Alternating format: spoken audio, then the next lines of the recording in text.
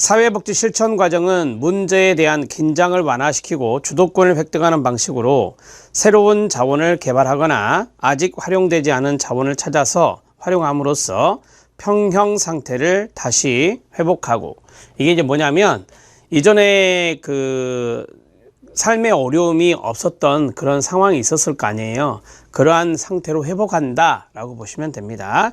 문제 해결 능력을 키우려는 클라이언트를 원조하는 과정이고 이것이 목적이 되겠습니다. 자, 첫 번째 인테이크라고 하는 접수가 있는데요. 이 접수에서 가장 중요한 것은 동그라미 7번 정리라고 되어 있는 거 있죠. 그 자리에 별표 하나 치시면 돼요. 이게 뭐냐면 바로 접수 단계의 과업을 한 곳에 모아 놓은 겁니다. 그러면 밑줄이 쭉쭉 쳐져 있는데 그 밑줄 중에서 해당 사항이 없는 틀린 것이, 즉 시험 문제에서 많이 나오는데요. 인테이크 접수 오른쪽에다가 써주시기 바랍니다.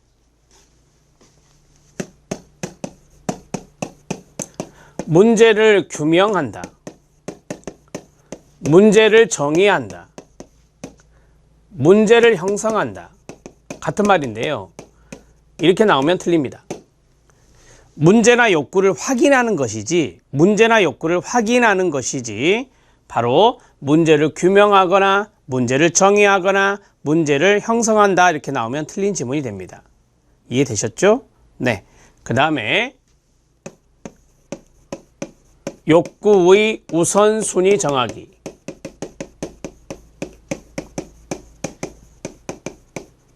X입니다. 여러분, 욕구를 확인하는 것까지만 합니다. 욕구의 우선순위를 정하는 것은 계획 단계 때 하는 겁니다. 욕구의 우선순위를 정하는 것은 계획 단계 때 하는 것입니다. 자, 여기까지 두 가지 정도만 쓰시면 되는데요. 여기에 있는 것은 사정 단계에서 하는 것이고, 욕구의 우선순위를 정하는 것은 계획 단계에서 하는 것이다. 이런 식으로 간단하게 노트해 주시면 되겠습니다.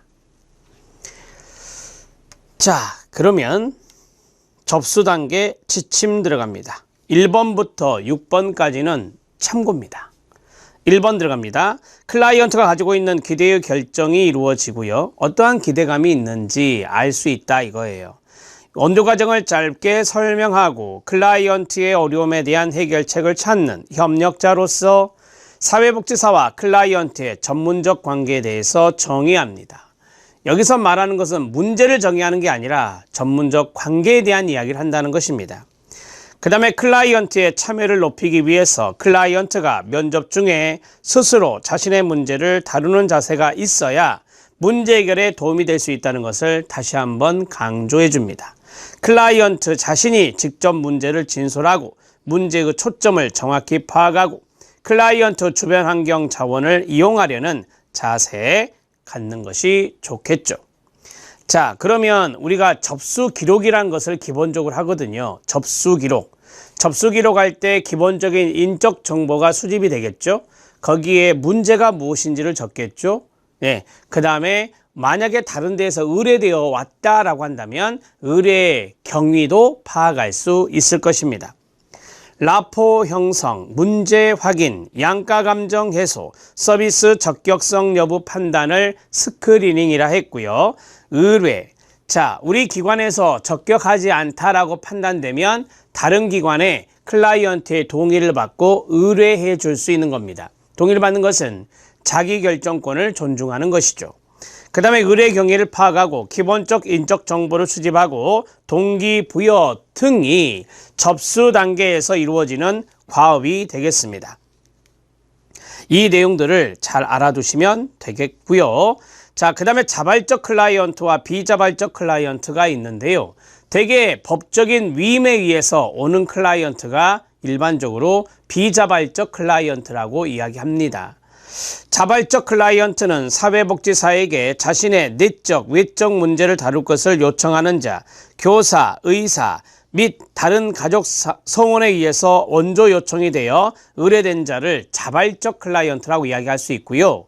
자, 비자발적 클라이언트는 법적 위임에 의해서 원조가 요청된 자를 의미합니다. 법적 위임 동그라미, 법적 위임 동그라미.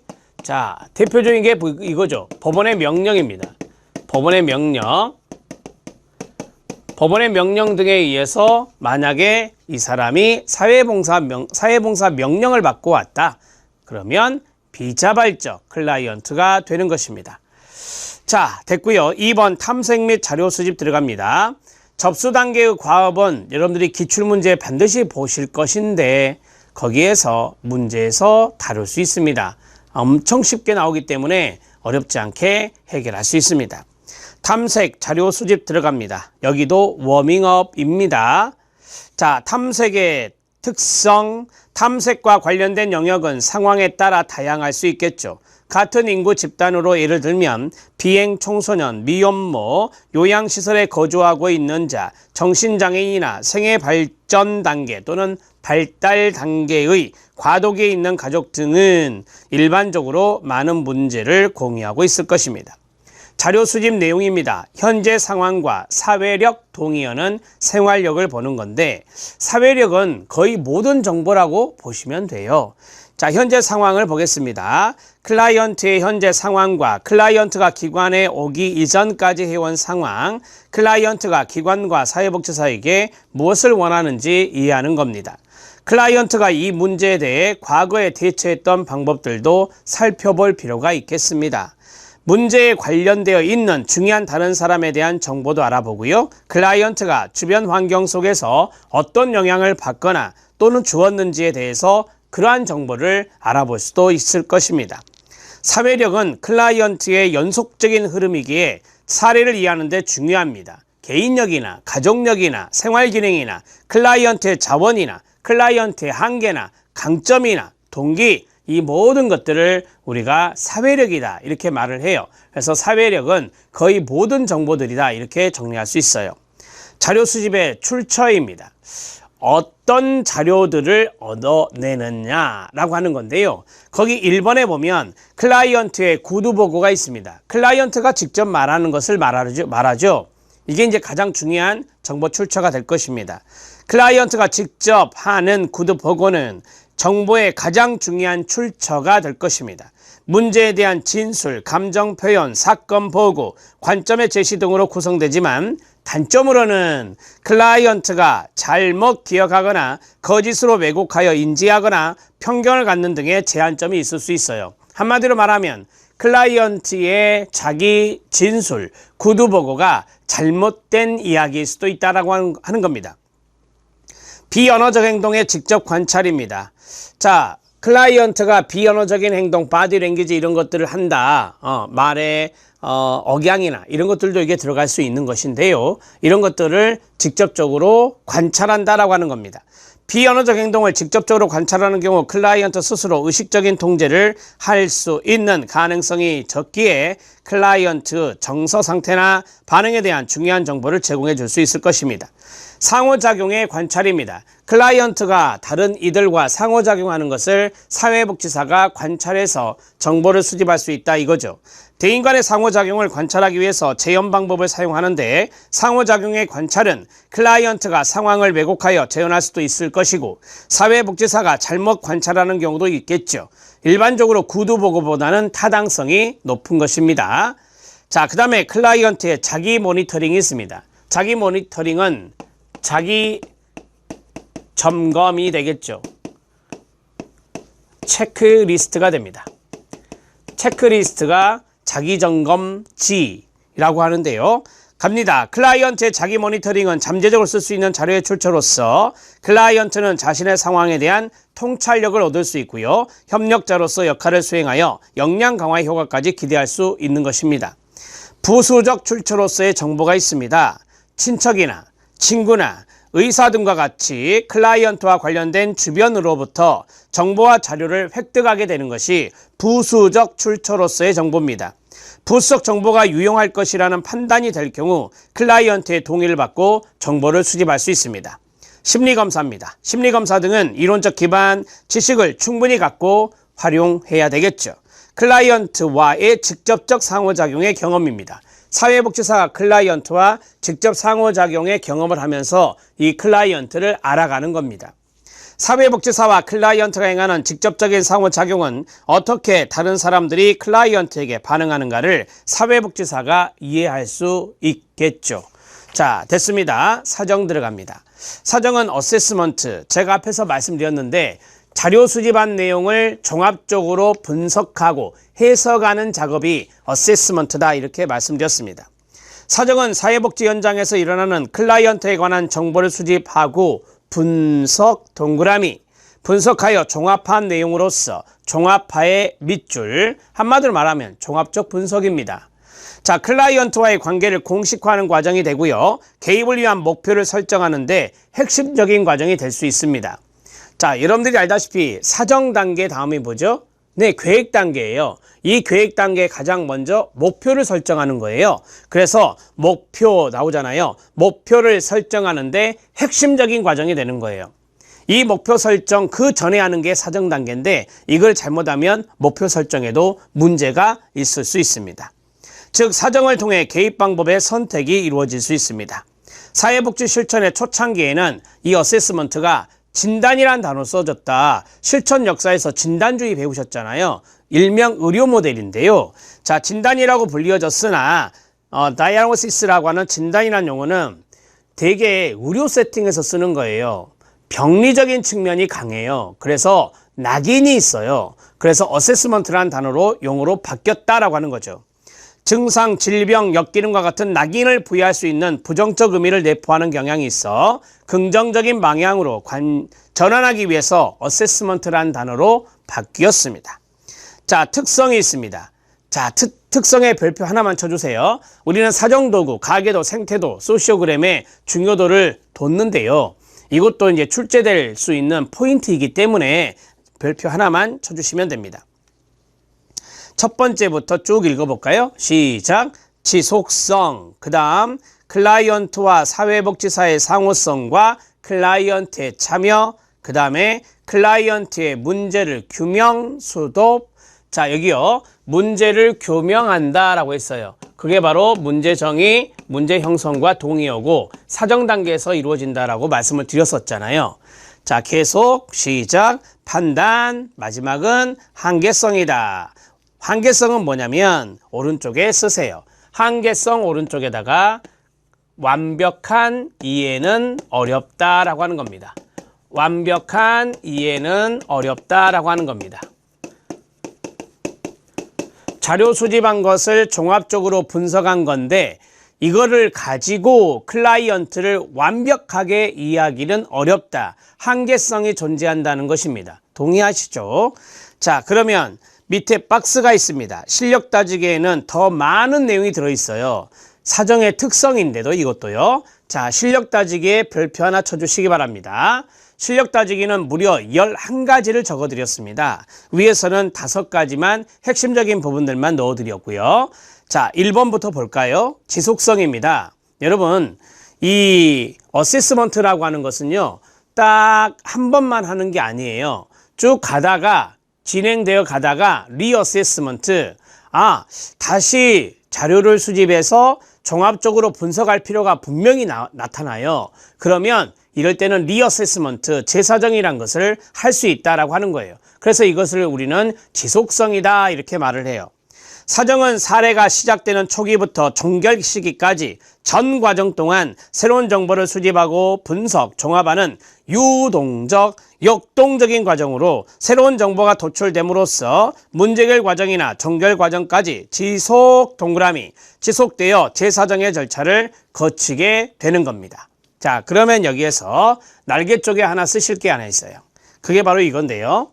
자료 수집, 자료 수집, 정보 수집, 동의어.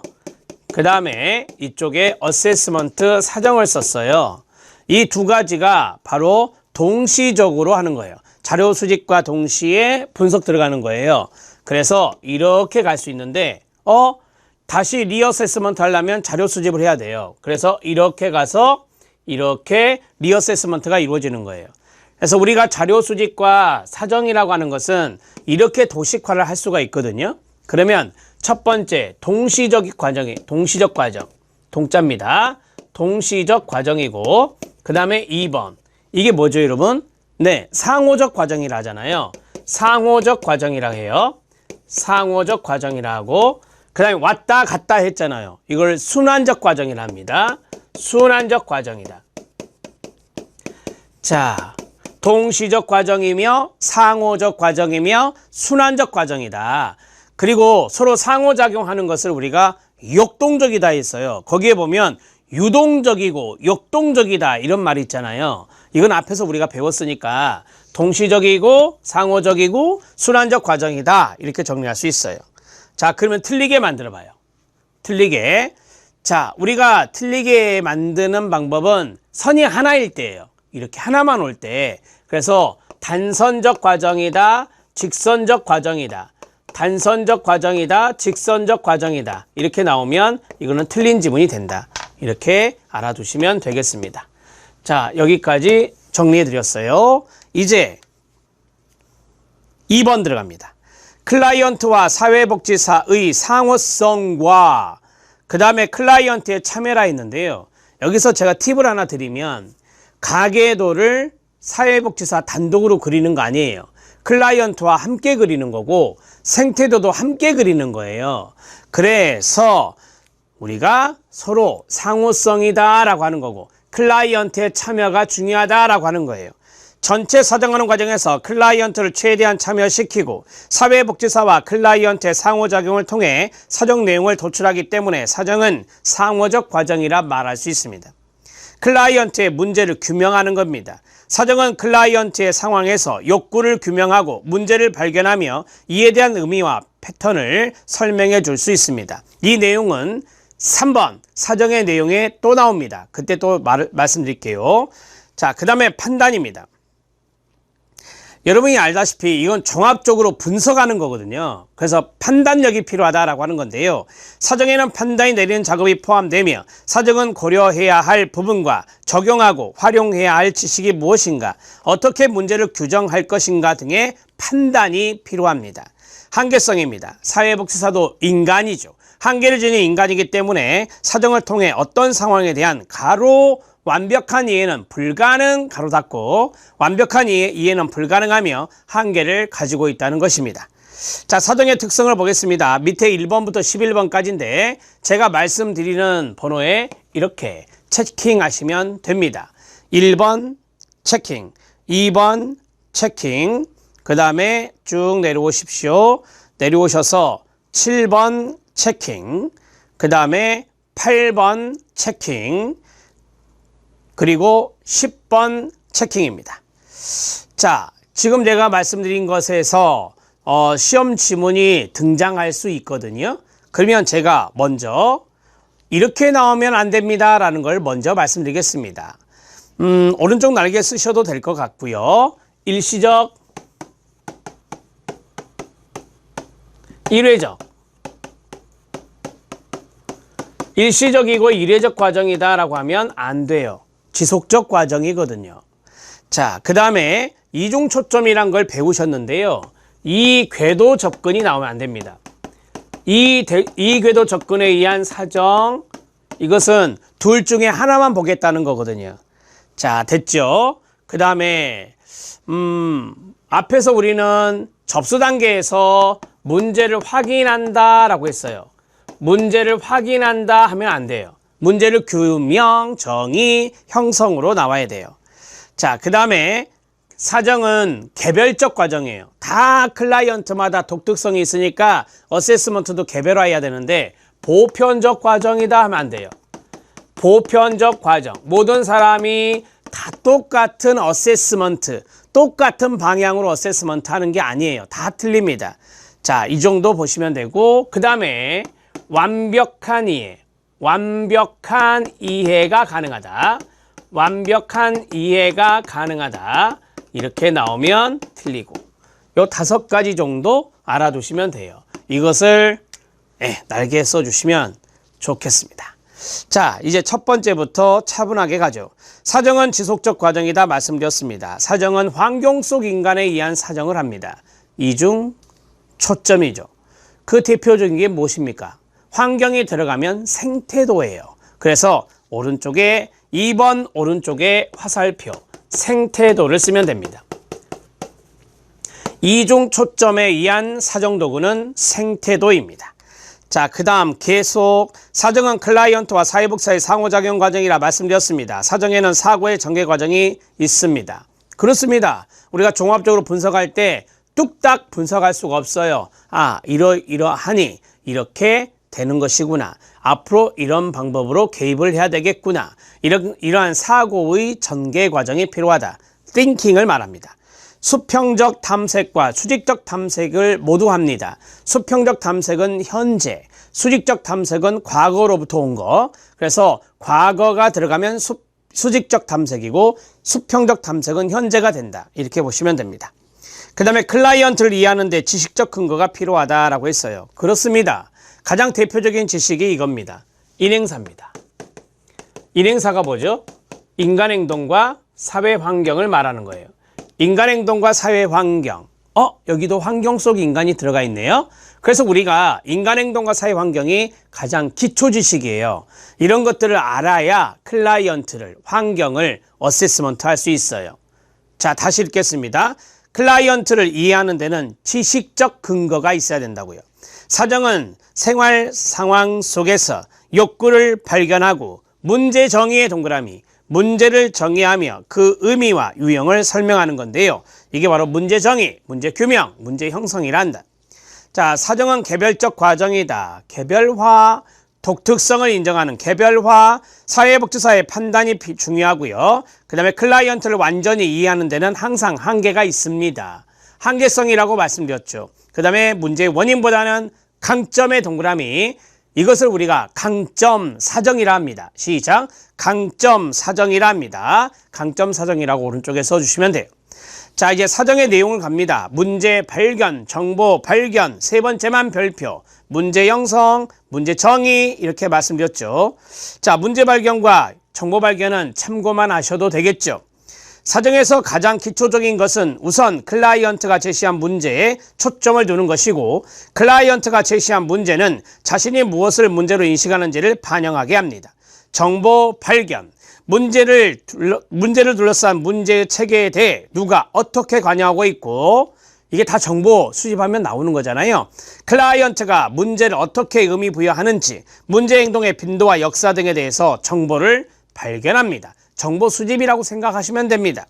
그 다음에 문제 형성입니다. 클라이언트가 호소하는 문제와 욕구, 그 욕구 충족을 방해한 요인을 고려하여 문제를 형성하고, 다른 말 문제를 정의하고, 자, 문제를 형성하고 목표 설정도 함께 개입 계획을, 목표 설정도 계획 단계에서 나온다 그랬잖아요. 목표 설정도 함께 개입 계획을 세워야 합니다. 문제 형성은 사회복지사의 전문적 소견으로 당연히 이루어지는 것이죠.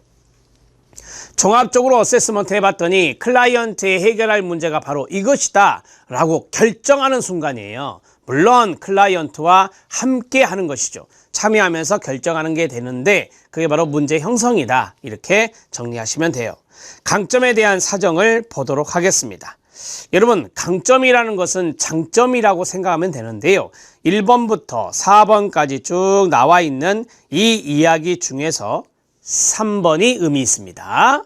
자, 기존의 문제 중심적이거나 병리 관점에 의한 것보다는 인간과 그들의 환경이 가지는 강점, 자원, 잠재력으로 초점을 전환시켜 사정하는 것이 강점 사정입니다.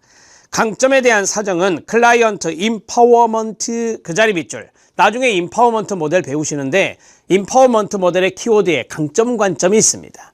임파워먼트를 위한 실천 과정의 토대가 됩니다. 사회복지사는 클라이언트의 가장 뛰어난 자질 밑줄, 무엇인가 고유한 특성 밑줄, 독특성이죠. 그 다음에 클라이언트 체계를 어떻게 환경에 연결시켜야 되며 자원이 무엇인지 자원의 밑줄, 클라이언트가 사회적 물리적 환경에 어떤 방식으로 기여 밑줄. 지금 여러분들이 밑줄 친 것이 다 클라이언트의 장점을 파악하는 겁니다. 자질이 무엇인지, 고유한 특성이 무엇인지, 자원이 무엇인지, 어떻게 기여하고 있는지, 이런 것들이 다 클라이언트의 장점을 알아보는 강점 사정입니다. 자, 그 다음에 클라이언트의 강점은 개인적 측면, 대인관계적 측면, 지역사회 영역에서 규명될 수 있을 것이고, 가족의 강점은 가족 성원들 간의 보호, 의사소통, 가족의 자존감 및 통합성, 지역사회와 가족과의 유대 등의 영역에서 가족의 강점을 알아볼 수 있을 것입니다. 이해되시죠? 어려운 거 없어요. 자, 가족에 대한 사정입니다. 이건 나중에 가족 사회복지 실천 영역이 있었잖아요. 거기서 구체적으로 볼 겁니다. 가족 의사소통에 대한 사정입니다. 의사소통에만 밑줄.